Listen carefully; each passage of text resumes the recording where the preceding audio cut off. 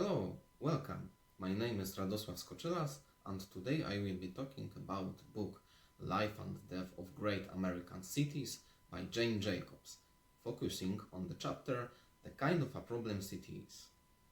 Jane Jacobs has a really nice and elegant approach about talking about problems. At start, he talks about three different kinds.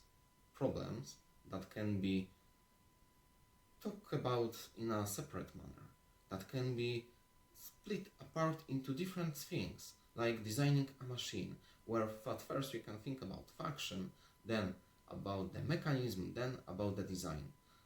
Also, we have the kind that is more complex, kind of a problem that is intertwined, that we can describe as an ecosystem, as an organism.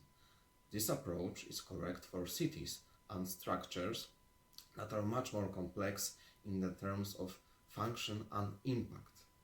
Cities are built in the way that everything has impact on everything.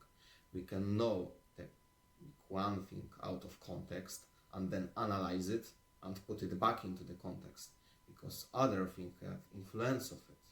The exact same city in exact same time can be built and viewed differently depending on really small thing.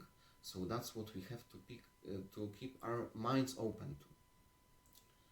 Other things that we need to take into consideration is how we create zoning, because when we try to create ideal city, we just do not take into consideration that sometimes the discord and the chaos is the correct thing to do, in the opposite to what we might expect and what we might think. Chaos and discord is the natural way that cities develop. As they are organisms, they evolve, and creating the mixed-use neighborhoods, the mixed-use zoning, is often the correct thing and correct path the cities evolve.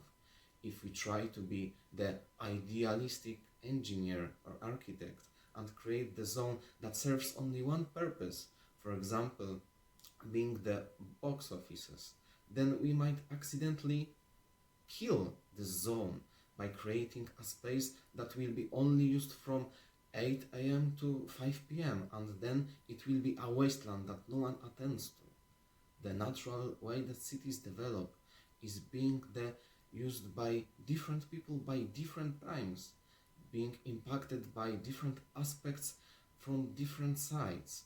This is the way that architects should think about cities, the complex structures that cannot be put and cut into separate problems. They all intertwine and have impact on each other, and that is the main essence this chapter tries to tell us. I believe this is the correct way, not only for today, but also for the future. Even if the technology changes, the rule will remain the same. Thank you for your time. I hope you enjoyed this presentation.